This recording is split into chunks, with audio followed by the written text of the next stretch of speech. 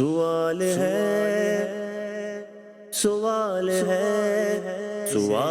کر کے چاب علم کی کہا گیا اسے، کہا گیا سوال کر، کہا گیا سوال کر، سوال آدھا علم ہے۔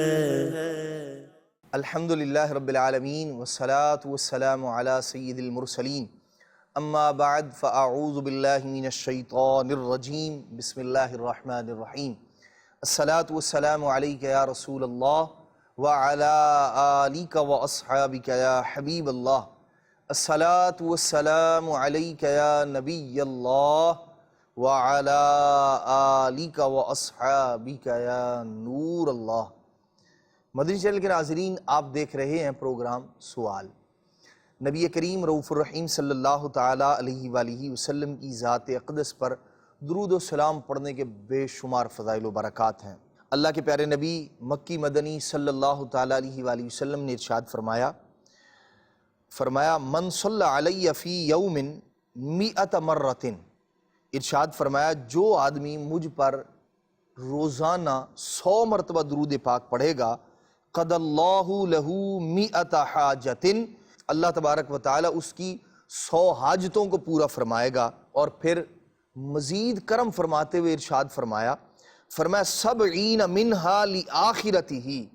ارشاد فرمایا وہ جو 100 ضرورتیں اللہ کریم اس کی پوری فرمائے گا، اس میں سے 70 اس کی آخرت کی ہوں گی۔ فرمایا و30 منہا لدنیاہ، او کما قال علیہ السلام، فرمایا 30 اللہ تبارک و تعالی اس بندے کی دنیا کی حاجتوں کو پورا فرما دے گا۔ صلو علی الحبیب صلی اللہ تعالی علی محمد صلی اللہ علیہ وسلم، صلاۃ و سلاما علیک یا سیدی یا رسول اللہ۔ مدنی چینل کے ناظرین، آج ہم اپنے پروگرام میں صحابہ کرام علیہم رضوان اور نبی پاک صلی اللہ تعالی علیہ وآلہ وسلم کے آپس میں کیے گئے سوالات، یا بعض صحابہ کرام علیہم رضوان سے بعض کے کیے گئے سوالات، وہ انشاءاللہ الرحمن شامل کریں گے۔ اور یہ سوالات جو ہے وہ قربانی کے متعلق ہیں، اور بالخصوص قربانی کے جانور کے متعلق، کہ کس طرح کے جانور کی قربانی کرنا درست ہے، اور کس طرح کے جانور کی قربانی سے نبی پاک صلی اللہ تعالی علیہ وآلہ وسلم نے منع فرمایا ہے۔ بڑھتے ہیں پہلے ایک سوال کی جانب، جو حضرت سیدنا امیر المؤمنین خلیفۃ المسلمین، مسلمانوں کے چوتھے خلیفہ حضرت سیدنا علی المرتضیٰ شیر خدا کرم اللہ تعالی وجہ الکریم سے کیا گیا۔ حضرت حنش رحمۃ اللہ تعالی علیہ یہ فرماتے رأیت علی، میں نے حضرت علی المرتضیٰ کرم اللہ تعالی وجہ الکریم کو دیکھا، آپ 2 دمبے ذبح فرمایا کرتے تھے، 2 مینڈھوں کی قربانی کیا کرتے تھے۔ فرماتے فقلت لہ ما ھذا، میں نے سیدنا علی المرتضیٰ کرم اللہ تعالی وجہ الکریم سے پوچھا یہ کیا ہے، ایک جانور کی قربانی نہیں کرتے آپ بلکہ 2 کی کرتے ہیں، اس کی کیا وجہ ہے؟ تو حضرت سیدنا علی المرتضیٰ کرم اللہ تعالی وجہ الکریم نے ارشاد فرمایا ان رسول اللہ صلی اللہ علیہ وسلم اوصانی، ارشاد فرماتے ہیں کہ نبی پاک صلی اللہ تعالی علیہ وآلہ وسلم نے مجھے وصیت فرمائی تھی، کیا کہ میں اپنی طرف سے بھی قربانی کروں اور ایک قربانی نبی پاک علیہ السلام کی جانب سے کیا کروں۔ تو میں جو دوسرا دمبا جو ذبح کرتا ہوں، فرماتے ہیں وہ نبی پاک علیہ السلام کی جانب سے کرتا ہوں۔ اللہ اکبر۔ اور یہ حضرت سیدنا علی المرتضیٰ کرم اللہ تعالی وجہ الکریم کا ایک بار کا نہیں بلکہ بارہا کا آپ کا معمول ہے کہ آپ جو ہے وہ 2 جانور ذبح فرمایا کرتے تھے، ایک اپنی طرف سے اور ایک نبی پاک صلی اللہ تعالی علیہ وآلہ وسلم کی طرف سے۔ یقیناً سعادت مندی کی بات ہے مدنی چینل کے ناظرین، اللہ تبارک و تعالی نے جنہیں عطا فرمایا ہے، جنہیں دیا ہے۔ یہاں ایک بات یاد رکھیے کہ نبی پاک صلی اللہ تعالی علیہ وآلہ وسلم کی جانب سے قربانی کرنا بہت بڑی سعادت مندی کی بات ہے، بہت بڑی فضیلت کی بات ہے۔ بعض اوقات ایسا ہوتا ہے کہ 6 افراد مل کر ایک بڑا جانور لے آئے اور اس کے اندر 6 حصے ان کے ہو گئے، تو اب یوں کیا جاتا ہے کہ ایک حصہ کوئی ایک آدمی وہ نبی پاک صلی اللہ تعالی علیہ وآلہ وسلم کی جانب سے شامل کر دیتا، بہت بڑی سعادت مندی کی بات ہے، اور یہ وہ کام ہے نبی پاک صلی اللہ تعالیٰ علیہ وآلہ وسلم خود بھی 2 جانوروں کی قربانی فرمایا کرتے تھے، اللہ اکبر،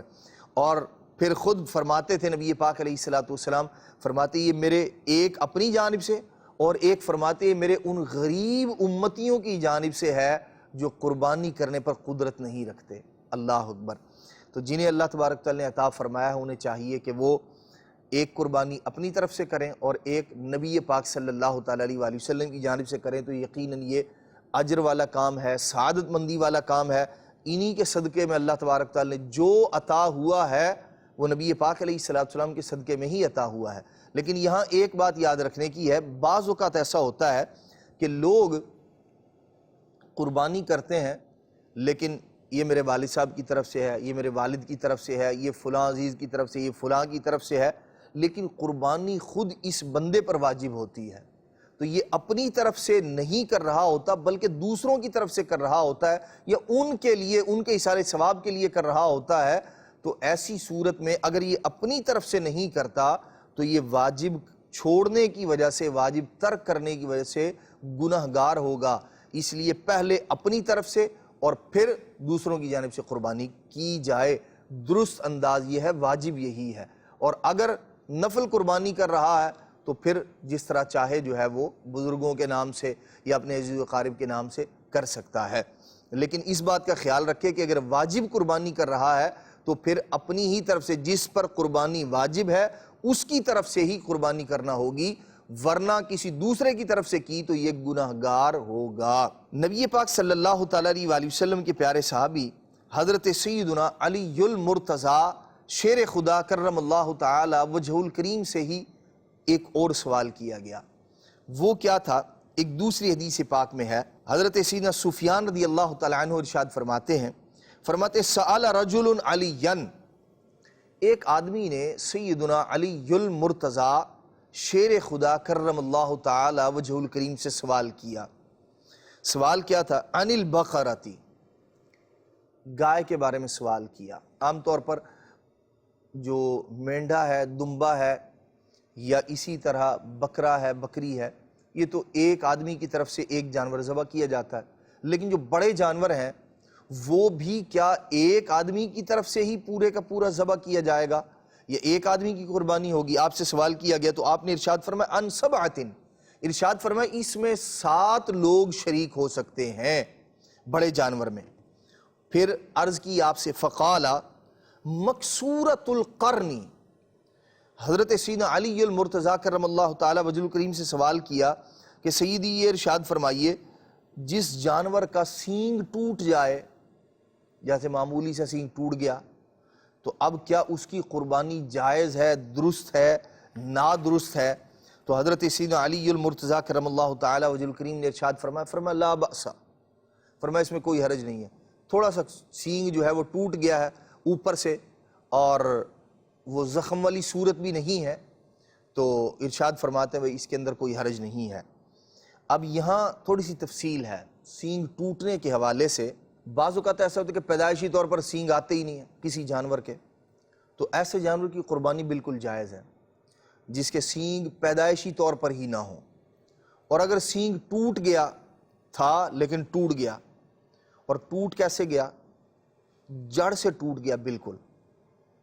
اب تو اس کی قربانی درست نہیں، اور اگر صرف اوپر سے ٹوٹا ہے، جڑ سلامت ہے، تو اب اس کی قربانی درست ہے۔ حضرت سیدنا علی المرتضیٰ کرم اللہ تعالی وجہ الکریم سے اب ایک اور سوال ہوا قربانی کے جانور کے بارے میں ہی۔ کہتے ہیں یہ ارشاد فرمائیے وہ جانور جو لنگڑا ہو، لنگڑا کر چلتا ہو، کیا اس کی قربانی درست ہے؟ سیدنا علی المرتضیٰ کرم اللہ تعالی وجہ الکریم نے ارشاد فرمایا اذا بلغت المنسکا، ارشاد فرمایا اگر وہ قربان گاہ جہاں قربانی کی جاتی ہے، فرمایا کہ اگر وہ وہاں تک چل کے جا سکتا ہے تو جائز ہے۔ مسئلہ بھی اسی طرح ہے کہ جانور جو ہے وہ اتنا ہلکا پھلکا لنگڑا کے چلتا ہے، چل رہا ہے، قربانی جہاں کی جاتی ہے وہاں تک جا سکتا ہے چل کر، تو ارشاد فرمایا اس کی قربانی میں کوئی حرج نہیں ہے، جائز ہے، درست ہے۔ اگرچہ افضل قربانی یہ ہے کہ یہ عذر بھی اس کے اندر نہ ہو، یہ عیب جو چھوٹا سا ہے یہ بھی نہیں ہونا چاہیے۔ افضل وہ ہے قربانی، لیکن اگر کسی کا جانور ایسا ہو گیا اور اس نے اس کی قربانی کر دی تو قربانی ہو جائے گی۔ حضرت سیدنا علی المرتضیٰ کرم اللہ تعالی وجہ الکریم نے اب مزید ارشاد فرمایا، یہ چونکہ دو باتیں انہوں نے پوچھی، سینگ ٹوٹا ہوا ہو، لنگڑا کے چلنے والا ہو، اب آپ نے ارشاد فرمایا ان نستشرف العین، ارشاد فرمایا ہمیں نبی پاک علیہ الصلوۃ والسلام نے اس بات کا حکم دیا ہے قربانی کا جانور خریدنے کے لیے جائیں تو ارشاد فرمایا خوب اچھی طرح اس کی آنکھ کو بھی دیکھ لیں، معائنہ کر لیں، اور اس کے کان کو بھی دیکھ لیں، یعنی اس کا کان جو ہے وہ اس کو بھی دیکھ لیا جائے، ایسا نہ ہو کہ کہیں جو ہے وہ اتنی حد تک وہ کٹا ہوا ہے جس سے قربانی ہی جائز نہ رہے، تو ایسی صورت میں بھی بندے نے پیسے بھی لگائے اور قربانی بھی نہ ہو۔ اسی طرح ارشاد فرمائے آنکھیں بھی اس کی اچھی طرح سے دیکھ لو، ایسا عیب نہ ہو کہ جس کی وجہ سے قربانی جو ہے وہ یوں کہہ لیں کہ واجب ادا ہونے سے رہ جائے۔ تو سیدنا علی المرتضیٰ کرم اللہ تعالی وجہ الکریم نے یوں کئی سوالات کے جوابات ارشاد فرمائے جو قربانی کے جانور کے متعلق تھے، تو ہمیں ان کے بارے میں غور کر کے فکر کر کے اس کے بعد جو ہے وہ جانور کو خریدنا چاہیے، تاکہ کوئی کسی قسم کا عیب ایسا نہ رہے جو بندے کی قربانی کے لیے عذر بن جائے اور وہ ایسا ہو کہ جس کی وجہ سے قربانی بھی جائز نہیں رہتی۔ حضرت سیدنا علی المرتضیٰ کرم اللہ تعالی وجہ الکریم نے یہ جو چیزیں ارشاد فرمائے، مزید اور بھی ہیں بعض احادیث مبارکہ میں اور بعض کتب فقہ کے اندر اس کی مزید تفصیل موجود ہے، جو آپ جو ہے وہ بہار شریعت کے 15ویں حصے سے بھی ملاحظہ فرما سکتے ہیں، اور اسی طرح مکتبۃ المدینہ کی بڑی پیاری کتاب دارالفتہ اہل سنت کے مختلف فتاوی جات کا مجموعہ، بڑی بہترین کتاب ہے، اس کو آپ مکتبۃ المدینہ سے حاصل کر سکتے ہیں، اور انشاءاللہ الرحمن اس طرح جو ہے وہ آپ قربانی کے مسائل سیکھ کر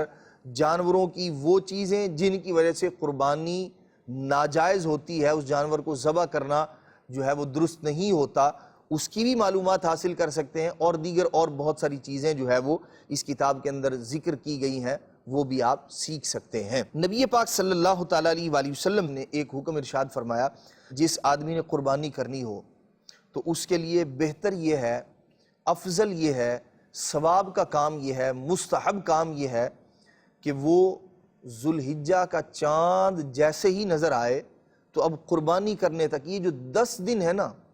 ان کے اندر نہ تو اپنے ناخن کاٹے جس نے قربانی کرنی ہے، اور نہ اپنے بال کاٹے، بلکہ ان کو قربانی کرنے کے بعد پھر جو ہے وہ ناخن کاٹے اور حجامت بنوائے۔ یہ ہے ایک مستحب کام، اچھا کام۔ بلکہ صحابہ کرام علیہ مردوان تو یوں بھی کیا کرتے تھے۔ حضرت سیدنا عبداللہ بن عمر رضی اللہ تعالیٰ عنہ نے ایک عورت کو دیکھا، وہ اپنے بچے کے بال کٹوا رہی تھی، اور وہ ذوالحجہ کے پہلے 10 دن تھے، تو آپ نے ارشاد فرمایا کہ اگر تم اسے مؤخر کر دو، اگر تم اسے ترک کر دو اور بعد میں کٹواؤ تو یہ تمہارے لیے اچھا ہے، احسن ہے یہ تمہارے لیے۔ تو صحابہ کرام علیہ مردوان اس کام کو اچھا سمجھا کرتے تھے، اس لیے کہ نبی پاک علیہ السلام نے اس کی ترغیب ارشاد فرمائی۔ اب ایک حدیث پاک میں اللہ کے پیارے محبوب صلی اللہ تعالیٰ علیہ وآلہ وسلم سے ایک سوال ہوا، اور وہ اسی کے متعلق تھا، اسی انداز میں۔ وہ کیا تھا؟ حضرت سیدنا عبداللہ بن عمرو بن عاص رضی اللہ تعالیٰ عنہ ارشاد فرماتے ہیں ان رجلا اتى النبی صلی اللہ علیہ وسلم، ایک بندہ نبی پاک صلی اللہ تعالیٰ علیہ وآلہ وسلم کی بارگاہ میں حاضر ہوا، تو اللہ کے پیارے محبوب صلی اللہ تعالیٰ علیہ وآلہ وسلم نے ارشاد فرمایا امرت بیوم الاضحی عیدا جعلہ اللہ لہذہ الامہ۔ نبی پاک علیہ السلام نے فرمایا کہ اللہ تبارک و تعالی نے یہ جو قربانی کا دن ہے نا،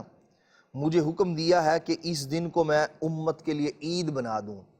اللہ تبارک و تعالی نے مجھے قربانی کے دن کو عید کا دن بنانے کا حکم ارشاد فرمایا، یعنی قربانی کا دن عید کا دن ہے۔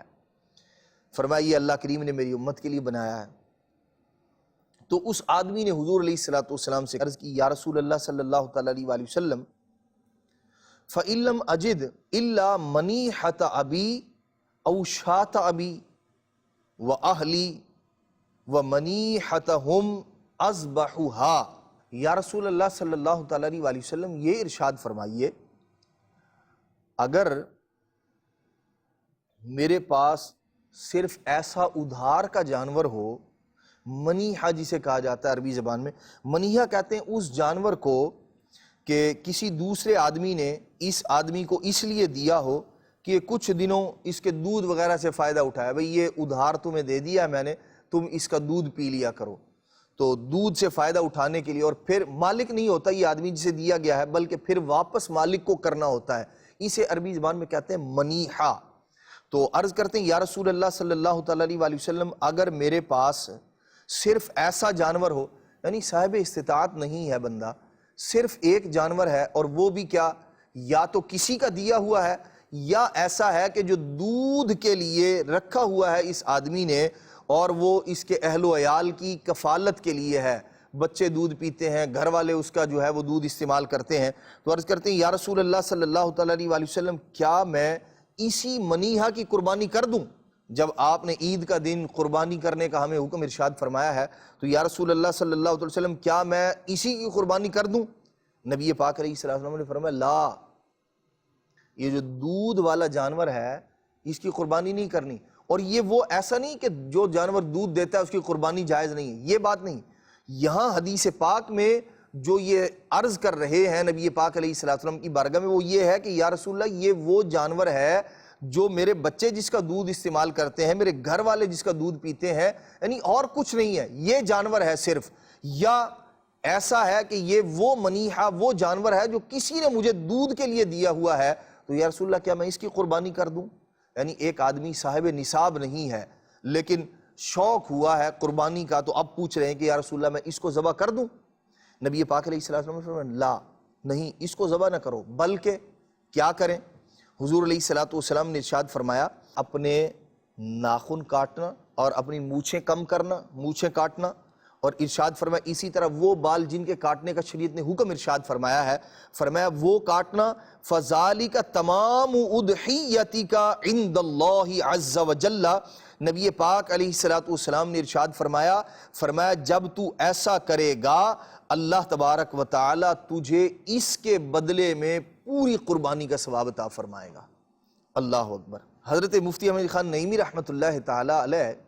اسی طرح کی ایک حدیث پاک کے تحت ارشاد فرماتے ہیں کہ جو امیر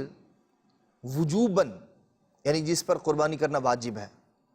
یا فقیر نفلاً قربانی کا ارادہ کرے،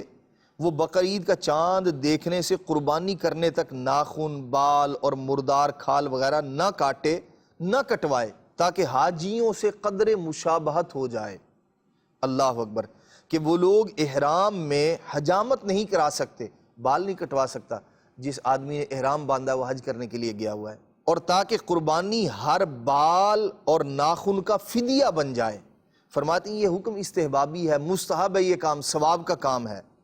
وجوبی نہیں، لہذا قربانی والے پر حجامت نہ کرانا بہتر ہے، لازم نہیں۔ اس سے معلوم ہوا کہ اچھوں سے مشابہت بھی اچھی ہے۔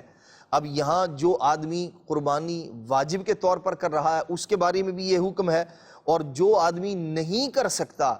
غریب ہے، یعنی صاحب نصاب نہیں ہے، قربانی کا جانور خرید نہیں سکتا، اتنی رقم کا مالک نہیں ہے، تو اسے کیا چاہیے؟ نبی پاک علیہ السلام نے ارشاد فرمایا ان 10 دنوں میں وہ بھی کیا کرے گا؟ یہ ناخن وغیرہ جو ہے وہ جو چیزیں ذکر کی گئی ہیں یہ نہیں کاٹے گا۔ عید کی نماز پڑھ کے جب وہ یہ کاٹے گا، اپنے ناخن کاٹے گا، مونچھوں کو تراشے گا، حجامت کروائے گا، جن بالوں کو کاٹنے کا حکم ہے وہ کاٹے گا، تو اللہ تبارک و تعالی اسے قربانی کا ثواب عطا فرمائے گا، قربانی کا اجر عطا فرمائے گا۔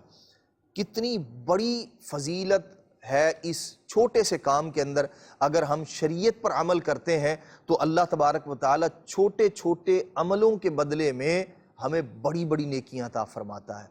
اور اس لیے ہمیں چاہیے کہ ہم ہر معاملے میں شریعت کی بات کو تسلیم کریں، شریعت کے معاملات کو مقدم رکھیں گے تو انشاءاللہ الرحمن پھر کیا ہوگا؟ وہ لوگ جو قربانی نہیں کر سکتے اس عمل کو کر کے وہ قربانی کا اجر اور ثواب پا سکتے ہیں۔ لہٰذا اس کے لیے ہمیں اس بات کا خیال رکھنا چاہیے کہ کم از کم یہ ثواب تو جو ہے وہ ضائع نہیں کرنا چاہیے۔ لیکن ایک بات اور بھی ہے جو غور کرنے کی ہے، وہ یہ ہے مدنی چینل کے ناظرین کہ ناخن کاٹنے کی جو آخری مدت ہے نا وہ ہے 40 دن۔ ایسے ہی مونچھیں تراشنا اور دیگر جو بال کاٹنے کا حکم ہے وہ یہ ہے کہ اسے 40 دن نہ ہوئے ہوں۔ اب اس بات کا خیال رکھنا ہے کہ جب ذوالحجہ کا چاند نظر آئے اور 10 دن تک بال نہیں کاٹنے، ناخن نہیں کاٹنے، تو کہیں ایسا نہ ہو کہ یہ 10 دن ملا کر 30 دن پہلے نہیں کاٹے تھے اور 10 دن یہ ملا کر 40 دن اگر ہو گئے تو اب اگر نہیں کاٹے گا تو ایسی صورت میں گناہگار ہوگا۔ 40 دن تک ناخن بڑھا کر رکھے تو اب گناہگار ہوگا۔ اس لیے اگر یہ فضیلت پانی ہے تو پھر اس بات کا ہمیں خیال رکھنا ہوگا۔ ایسے ہی جو وجوباً قربانی کر رہا اس کے لیے بھی لازم ہے یہ کہ وہ اس فضیلت کا حقدار اس وقت قرار پائے گا جب کہ 40 دن سے کم عرصہ ہو اور 10 دن یہ ملا لیے ہوں اس نے۔ اگر 40 دن ہو گئے اب اس کو ناخنوں کو کاٹنے کا حکم ہے، اگر نہیں کاٹے گا تو گناہگار ہوگا۔ اس لیے ثواب کمانا ہے، لیکن جو طریقہ شریعت نے بتایا ہے اس کے مطابق کمانا ہے، اور ثواب ملے گا اسی وقت جب کہ اللہ رسول کی فرمانبرداری کرے گا۔ اگر بندہ جو ہے وہ نافرمانی کر کے پھر یہ چاہے کہ اسے اجر ملے، ثواب ملے، ایسا نہیں ہو سکتا۔ اسی طرح ایک اور حدیث پاک میں نبی پاک صلی اللہ تعالیٰ علیہ وآلہ وسلم کی بارگاہ میں حضرت سیدنا جبرائیل امین آئے۔ حضرت سیدنا ابو ہریرہ رضی اللہ تعالیٰ عنہ راوی ہیں اس حدیث پاک کے، نازل جبریل علیہ السلام الی النبی صلی اللہ علیہ وسلم، حضرت جبرائیل امین علیہ السلام حضور کی بارگاہ میں حاضر ہوئے تو نبی پاک علیہ السلام نے ان سے فرمایا، کیا فرمایا؟ حضور علیہ السلام نے فرمایا یا جبریل کیف رأیت عیدنا، اور بعض روایتوں میں یہ ہے کہ کیف رأیت نسوکنا ھذا، کہ اے جبریل تم ہماری قربانیوں کو کیسا دیکھتے ہو؟ اور پہلی جو روایت ہے اس کے اندر اس بات کا ذکر ہے کہ نبی پاک علیہ السلام نے فرمایا جبریل تم ہماری عید کو کیسا دیکھتے ہو؟ کیف رأیت عیدنا، یہ عید الاضحیٰ کی بات ہے۔ نبی پاک علیہ السلام نے پوچھا کیسا دیکھتے ہو؟ یہ جو لوگوں کا قربانیاں کرنا ہے اس کو تم کیسا دیکھتے ہو؟ حضرت سیدنا جبرائیل امین علیہ السلام عرض کرتے ہیں لقد تباہا بہ اہل السماء، اور دوسری روایت میں ہے نباہی بہا اہل السماء، یا رسول اللہ صلی اللہ تعالیٰ علیہ وآلہ وسلم جو اہل سماوات ہیں، جو آسمانی مخلوق ہے، وہ اس پر خوش ہوتے ہیں اور اس پر فخر کرتے ہیں کہ مسلمان اللہ تبارک و تعالیٰ کے نام پر جانوروں کو ذبح کر رہے ہیں، اللہ تبارک و تعالیٰ کا حکم مان رہے ہیں۔ یا رسول اللہ صلی اللہ تعالیٰ علیہ وآلہ وسلم فرشتے اہل سماوات اس پر خوش ہوتے ہیں۔ اور پھر عرض کرتے ہیں حضرت سیدنا جبرائیل امین علیہ السلام چونکہ مسلمان جانور ذبح کرتے ہیں تو اب حضرت سیدنا جبرائیل امین علیہ السلام نے عرض کی یا رسول اللہ صلی اللہ تعالیٰ علیہ وآلہ وسلم یہ جو مینڈھا ہے، عرض کرتے ہیں یہ اگرچہ چھوٹا ہو یعنی عمر کے اعتبار سے پورا ہے، لیکن ارشاد فرماتے ہیں یہ بکرا ہے، کہتے ہیں اس سے دمبے کی قربانی افضل ہے، اور پھر کہتے ہیں کہ یہی دمبا جو ہے وہ بڑے جانور کی قربانی اس کے ایک حصے سے بھی افضل ہے، خیر من السید من البقر۔ اور پھر عرض کرتے ہیں کہ یا رسول اللہ صلی اللہ تعالیٰ علیہ وآلہ وسلم یہی جو دمبا ہے نا یہ اونٹ کی قربانی سے بھی افضل ہے، یعنی اس کا جو ایک حصہ ہے۔ اور یہاں افضلیت کی جو وجہ تھی وہ خود ارشاد فرمائی، کہتے ہیں کہ وَلَوْ عَلِمَ اللَّهُ ذَبْحًا خَيْرًا مِّنْهُ فَدَا بِهِ ابراہیم علیہ السلام، یا رسول اللہ صلی اللہ تعالیٰ علیہ وآلہ وسلم یہ افضل قربانیوں میں سے اس لیے ہے دمبے کو ذبح کرنا کہ یا رسول اللہ صلی اللہ تعالیٰ وسلم اگر اللہ تبارک و تعالیٰ کی بارگاہ میں اس سے بہتر کوئی اور جانور ہوتا تو اللہ تبارک و تعالیٰ حضرت ابراہیم علیہ السلام نے جو فدیے میں ذبح کیا تھا تو اللہ تبارک و تعالیٰ وہی جانور بھیجتا جس کی جو ہے وہ قربانی کی جاتی۔ تو حضرت سیدنا ابراہیم علیہ نبینا علیہ السلام نے چونکہ اس کی قربانی کی تھی، حضرت اسماعیل علیہ السلام کے فدیے میں آیا تھا، تو چونکہ اللہ کی بارگاہ میں یہ بڑا مقبول جانور ہے اس لیے اللہ تبارک و تعالیٰ نے اس کو فدیہ بنایا۔ تو یہاں فضیلت کی ایک وجہ ذکر کی، لیکن اس میں تھوڑی سی تفصیل ہے، وہ یوں ہے کہ اگر بکری کی قیمت اور گوشت ایک بڑے جانور کے حصے کے برابر ہو تو بکری جو ہے وہ ذبح کرنا افضل ہے، اور اگر بڑے جانور کا حصہ بکری سے زیادہ گوشت ہو اس کے اندر تو اب بڑے جانور کی قربانی افضل ہوگی۔ ایسے ہی جب دونوں کی قیمت ایک ہو، مقدار بھی برابر ہو دونوں کی، تو جس کا گوشت اچھا ہوگا اس کی قربانی افضل ہوگی، اور اگر گوشت کی مقدار میں فرق ہو، یعنی ایک میں کم ہے، بکری میں زیادہ گوشت ہے، اور جو بڑا جانور ہے بیل ہے اس کے ایک حصے میں کم گوشت ہے، تو ارشاد فرماتے ہیں جس میں گوشت زیادہ ہو اس کی قربانی افضل ہوگی۔ اسی طرح مینڈھا بھیڑ سے اور دمبا دمبی سے افضل ہے، جبکہ دونوں کی قیمت ایک ہو اور دونوں کا گوشت بھی برابر ہو۔ اسی طرح بکری جو ہے اس کی قربانی بکرے سے افضل ہے، لیکن جو خصی بکرا ہے اس کی قربانی بکری سے افضل ہے۔ اونٹنی اونٹ سے افضل ہے قربانی کرنے میں۔ یوں افضلیت کے معیار مختلف ہیں، بلکہ نبی پاک صلی اللہ تعالیٰ علیہ وسلم نے بعض احادیث مبارکہ میں یہ بھی ارشاد فرمایا کہ جو جانور مہنگا جانور ہو اور گوشت جس کا ستھرا ہو، ارشاد فرمایا اس کی قربانی افضل ہے۔ تو یوں افضلیت کے معیار جو ہیں وہ مختلف ہیں، کسی ایک خاص جانور کو یوں نہیں کہا جا سکتا کہ اس کی قربانی افضل ہے، بلکہ بعض اوقات جو ہے وہ بندے کا جتنا اخلاص ہو اللہ تبارک تعالیٰ کی بارگاہ میں، جس طرح کا انداز وہ اختیار کرے گا اسی قدر اللہ تبارک تعالیٰ اس بندے کو اجر اور ثواب عطا فرمائے گا۔ تو یوں افضلیت کے معیار جدا ہے۔ ہمیں چاہیے کہ ہم جو جانور بھی ذبح کریں اللہ تبارک تعالیٰ کی رضا ہو اس کے اندر، اور خوش دلی کے ساتھ کریں گے تو انشاءاللہ الرحمن اجر بھی اللہ کریم عطا فرمائے گا، ثواب بھی عطا فرمائے گا، اور قیامت کے دن اللہ تبارک و تعالیٰ اس کا اجر اور ثواب 70 گنا بڑھا کر عطا فرمائے گا۔ اللہ تبارک و تعالیٰ ہمیں خوش دلی کے ساتھ اور بے عیب، یعنی وہ اس طرح کے عیب جن کی وجہ سے جانور کی قربانی درست نہیں ہوتی، ان سے پاک جانور لینے کی اور خوش دلی کے ساتھ اچھے صحت مند جانور کی قربانی کرنے کی اللہ تبارک تعالی ہمیں سعادت اور توفیق مرحمت فرمائے۔ آمین بجاہ النبی الامین صلی اللہ تعالی علیہ وآلہ وسلم۔ سوال ہے سوال کر کے چاب علم کی کہا گیا اسے، کہا گیا سوال کر، کہا گیا سوال کر، سوال آدھا علم ہے۔